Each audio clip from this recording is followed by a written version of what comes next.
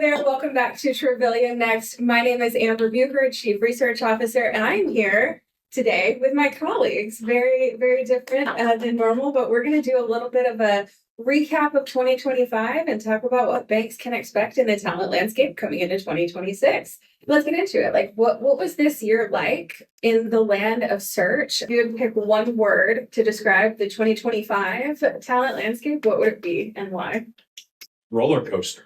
A little bit. And when we came into this year, we had a gigantic pipeline from the Trump presidency, a lot of confidence in the sector. And that sustained itself well into the second quarter.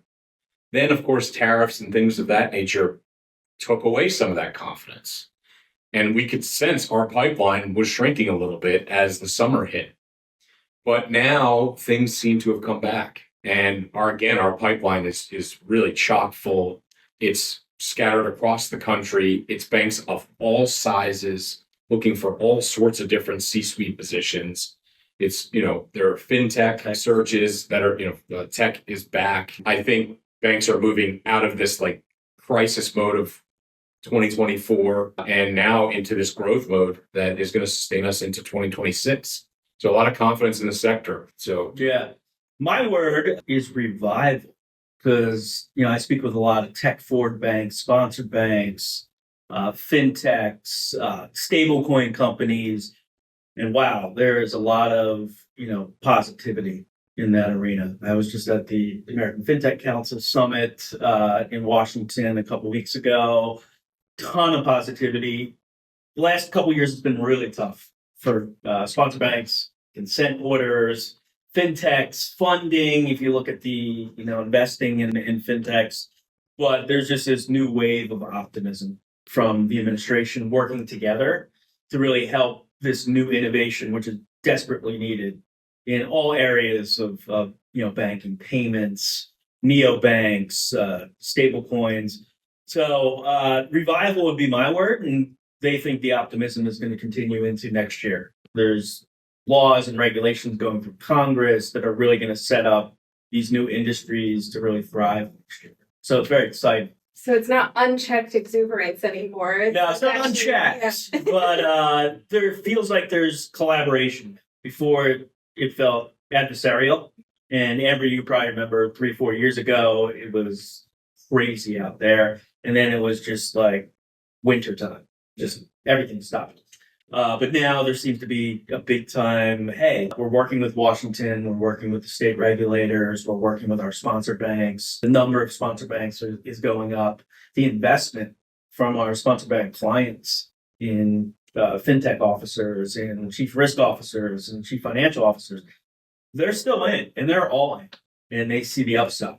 And it's great to see. After the last few years, it's great to see optimism on that side. So revival would be my word. Love it. People come to Travillian when they need help with a search, with building out their talent, with evaluating the talent they have, succession planning. So what's the hardest search that you had this year? And how did you overcome some of the obstacles that it presented? Well, yes, that is a good question. And we have had over the course of my 10 years here, we've had some doozies. There's a very, very low, if not 0%, history in us not completing searches, but some of them take a lot longer than anticipated. So I guess the best response I have is we had a search where for months, it was a CFO search. For months, they were trying to find someone on their own. And through an investment banking relationship of ours, we were connected in to do the search. And, pretty quickly, we were able to understand exactly what they needed. We advised them to some capacity on what the process looked like. Their hiring process. Literally what to expect each step of the way. Sometimes when we work with banks, there is a lot of credibility. There's, an understanding that they know how to run the process. They've done it before. You have to be very cognizant about what candidates desire at any point in a process. And if you're a little guy out there trying to storytell to an A+ candidate, And sometimes, you're lucky to have some of these candidates in your process. I think that's what we know how to do really, really well, is get people interested in roles they never would have found on their own. And so that does take Or kids what they've kid been gloves. looking for. Yeah. Right. If they're passive, which a lot of our candidates are, they're passive and they can just easily return to what they're doing. Mm-hmm. So there's just some nuances to the search where you have to advise these clients a little bit more than you're used to. And we love doing it. We have and these are clients we will continue to work with. Some difficult conversations need to be had, and we're all better for it. The happy ending to this story is that the placements, plural, were made. And again, we will be working with them in 2026. So it was a good ending. Mine was a sponsor bank that was outside New York City. So competition, location, very difficult. And finding a CFO. So a CFO role for that.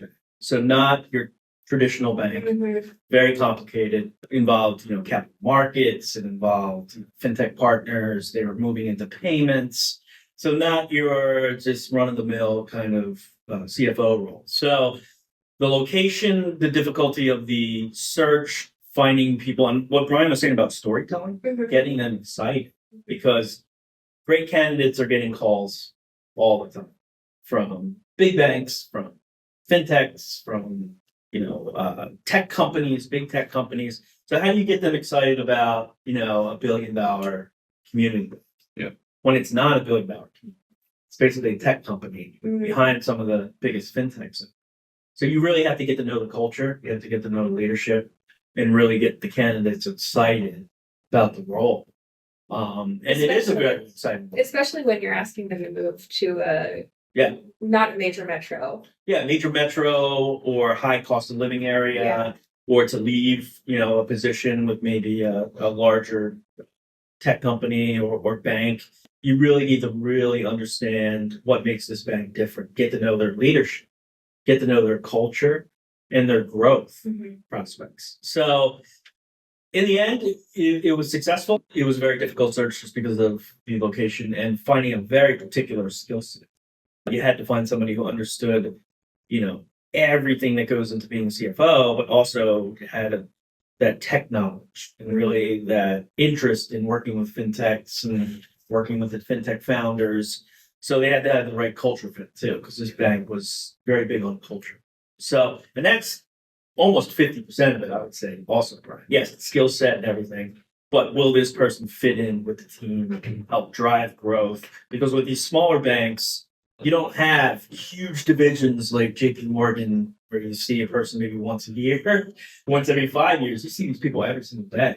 Yeah. Well, so you mentioned that there's more and more banks that are getting into tech forward spaces that are needing roles that look a little bit different than the traditional bank role. So can you tell us, Keith, and then maybe Brian, if there are areas where you see some expectations of banks shifting around what a role should look like? Number one on my list, and we've made many, many placements at particularly sponsor banks for this role, Chief Risk Officer. I think it is up there. I mean, Chief Financial Officer, CEO, of course. Chief Risk Officer at a sponsor bank, it's make or break. Literally make or break for your bank. You need to have somebody who understands that landscape, has helped build out, and there's not many of them out there. I mean, what is there, 150 sponsor banks, chief risk officers? So you can't just take somebody from the other 4,400 banks and plop them in to a tech forward sponsor bank. They're going to be overwhelmed. So finding that person who understands the regulatory landscape, can work with the regulators, can bring in new technology to help with BSA and AML and find the right talent to oversee that entire program. Yeah, it's a special type of talent. And I feel like we've worked with or know of most of the talent out there in the chief risk officer world and the up and coming kind of that talent. Because again, it goes back to competition. The fintechs, the big tech companies, the firms of the world, they're going after this talent too. So you have to be able to storytell why would you rather go to a $1 billion sponsor bank than go to a firm or Square? It's because you're going to be able to be a true leader in it, but you have to be able to tell that story and tell the story of the bank. So I would say chief risk officer. I think the easy response is CFO because of the events of 2023 and the liquidity crisis. We've seen that role shift into less of a accounting type and then more into a strategic finance type. Someone from FP&A, someone from even strategy, investment banking, perhaps. That's how I've seen that role shift. But I think I'll also mention that the CEO role has shifted quite a bit, especially over the last decade, from your chief lending officer or your head of commercial lending or the one that's out there pounding the pavement, kissing the babies. That is definitely, you've seen more CFOs jump into that seat. You've seen more folks who have been super strategic, building, scaling, and selling banks that have all the battle wounds of M&A and the regulatory ups and downs. And that might be people from finance. It might actually be a chief operating officer. I'm still waiting for a CTO to become a CEO, and that doesn't seem like a weird transition anymore, frankly, especially in your world. Yeah. But I do think the CEO, even the president's seat, it has been changing. I think banks have been way more willing to bet on internal talent that is not fully formed, incubating them, maybe running a search with an internal talent and seeing what else the market has and comparing and contrasting. The data you pull out of an engagement like that is superior. It is an incredibly important thing that banks should do. We do it all the time, where there's an internal person in the process for CEO, president, for CFO, et cetera. So I think, dare I say, every position is shifting. Yeah. Well, and I want to come back to that and talk a little bit more about the internal process and what that could look like, particularly as we look ahead to 2026 and some of the M&A activity. But I will just pause too to say that I'm really excited with that assessment from you, because I did some research back when I was with the Alloy Labs Alliance on Shout out to Alloy Labs. Shout out to Alloy Labs Thanks, friends man. on why women lead and how women lead. And part of that research found that exactly what you were just saying, that most of the CEO roles are former lenders. They're people that came up through commercial lending and they have the big relationships and that's how they get to that role. But when you have a woman in the C-suite, it is often because she has very varied expertise. So a lot of COOs, right, coming up through that. Some even folks that worked up through retail and have worked their way up. So that's really exciting to me to hear that that CEO role is opening up to different skill sets than what was the norm for maybe the first 100 years. When we do these CEOs searches, whatever the C-suite search, we always try and have a bucket that's like miscellaneous. And it sounds kind of weird to say it that way, but sometimes banks don't know exactly what they want until they see it.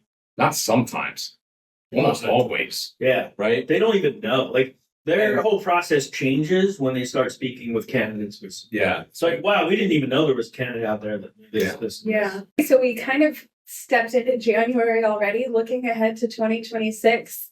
What are your predictions in the talent landscape? Well, so disruption was one of the words I was thinking for what 2025 was like. Okay. And I think maybe that's the word I would consider for 2026.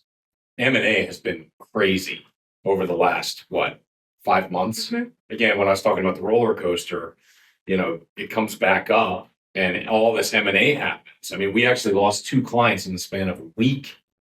And after I left, finally. Because they were acquired. They were acquired. Because they were acquired. And, they brought me Kleenex. Yeah. Because it's hard to, Probably say goodbye to clients. Yeah. See those S&P alerts. Well, because a lot of the people that we worked with at the bank being acquired, maybe they're going to use this as an opportunity to just retire or, so we may not see them back. But what that does is when there's all of this M&A, the streets are littered with bankers of all skill sets, of all experience levels. And a lot of the banks feel like, oh, I'll just grab 2026's needs off the streets. But what happens? Everyone's looking at that talent, not just you. I hate to say it, if you were a little tiny bit more proactive in 2024 before the M&A wave that everybody predicted, that was the time to be recruiting. Now, again, that's yesterday's news. If you are going to be going in for that talent in 2026, your story has to stick out. If you're that billion-dollar bank going up against that $20 billion bank, or even Bank of America trying to recruit that leader, your story has to stick out, and your compensation needs to stick out, and your process needs to be extraordinary. So those are the things that I tell people with all this disruption. It is an opportune time, but you really do have to, present well. I piggyback on disruption, and Amber, you speak with a lot of the tech forward banks, investors out there, fintechs. There's so many fintechs trying to get charters right now. Big ones, small ones. We've spoken with quite a few. There's new banks popping up. There's blockchain banks just built on, completely new technology. They're building out their own core. So Brian and I are think, wow, there's a lot of great talent coming from all these different areas investing in banks. And I think they see a need out there in a way to, help the industry. Now it's going to be tough because that's going to add, and when you speak with these very tech forward banks, they're paying a lot of money. You can work remotes, the perks out there. So they're going to be going after that same talent and offering things that maybe traditional banks can't offer. So as Brian was saying, there's going to be a whole bunch of people trying to get that person in. So your storytelling. Like, why would I get up and move my family, or why would I go there when I can just stay where I am now and work for this incredible bank? So it's tough. The competition, I think, is going to get tougher for the top talent. Even with M&A, top talent, like I said, it's not just other banks that are recruiting this talent. It's fintechs, it's new banks, it's investors, it's overseas fintechs looking to get a charter in America so they can do international payments. They need American talent. So it's going to continue that way, I think, into next year. So there's lots of competition. There's also a lot of talent on the streets, as we say, from all of this M&A activity. Yeah. So if you were the bank that was doing all that recruiting in 2024 and you're like, oh, I'm set, we're good, we love our bench of leadership, we think it's deep enough, there is opportunity with all those people out on the streets. Maybe, is that an opportunity too to just do a gut check against your succession planning and your bench that you do have? And kind of compare it to what's going on in the market with all these free agents. Well, yeah, I mean, if you're in a market and your closest competitor just got acquired, you could potentially pick off that, competing lender that you keep losing deals to. That is, yes, right? You got to consistently improve. And knowing who's out there from the M&A transaction, again, can help benchmark against your current talent. Right. I think any good bank or any good leader is constantly going to be evaluating the talent.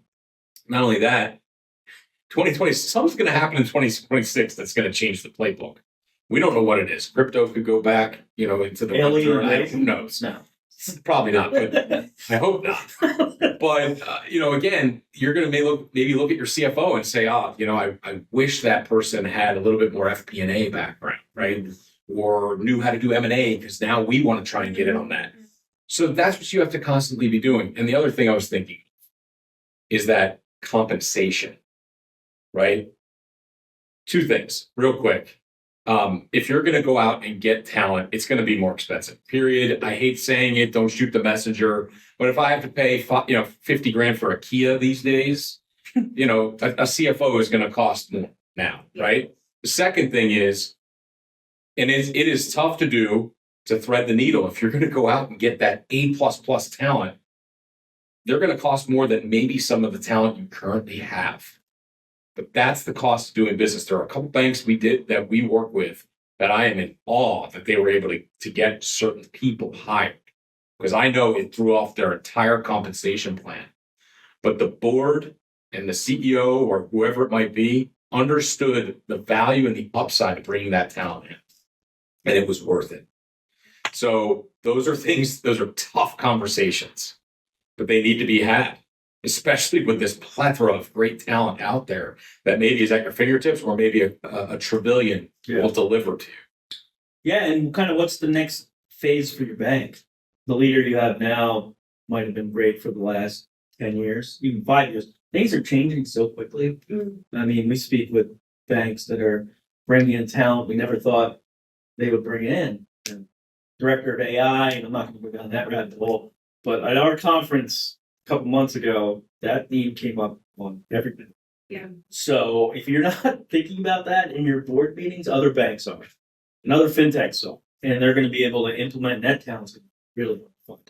I want to be positive. I think it's next year is going to be. It feels like the wind is at our back. This year it felt a little like this year with the rates. I think everybody thinks rates are going to come down, and that'll lead to more, I guess, M&A and deals. But from my perspective, more on the tech forward side, optimism is sky high, and I think that's going to continue. And all these fintechs need great bank partners or bank clients too. I mean, they're selling great technology into banks that can really shift the game. So I would say for more traditional banks, start talking with those partners. You don't have to build AI or a compliance program in-house. You can partner with the right firms, but you have to have leaders that are open to those discussions. Well, you heard it here first. It's going to be an optimistic 2026 in the space. Thank you guys so much for joining us and sharing your insights. I know it's really valuable to everyone who's watching. Thanks. Thanks, everybody.